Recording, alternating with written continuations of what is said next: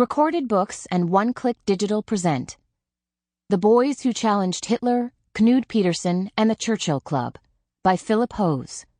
Narrated by the author with Michael Braun as Knud Pedersen.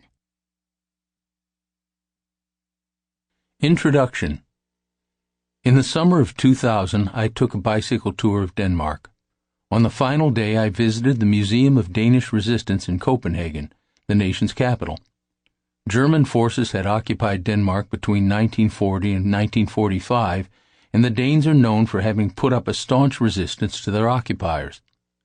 One of the most dramatic episodes in all of World War II was the famous Danish boat lift of most of the nation's Jewish population to Sweden in late 1943, just before German forces could round them up and pack them by rail to death camps. But what isn't so well known is that resistance in Denmark took quite a while to get off the ground. Exhibits at the museum showed that for the first 2 years most Danes felt hopelessly overwhelmed by the German Goliaths. They kept hope alive by gathering in public spaces to sing patriotic Danish songs or by purchasing king's badges, pieces of jewelry that identified the wearer as a proud Dane. Then I came upon a special little exhibit entitled The Churchill Club. With photos, letters, cartoons, and weapons such as grenades and pistols, the exhibit told the story of a few Danish teens, schoolboys from a northern city, who got the resistance started. Mortified that Danish authorities had given up to the Germans without fighting back, these boys had waged a war of their own.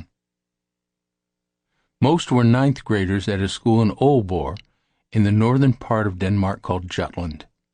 Between their first meeting in December 1941 and their arrest in May 1942, the Churchill Club struck more than 24 times, racing through the streets on bicycles in well-coordinated hits.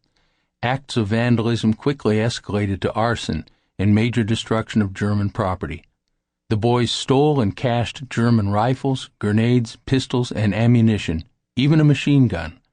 Using explosives stolen from the school chemistry lab, they scorched a German railroad car filled with airplane wings.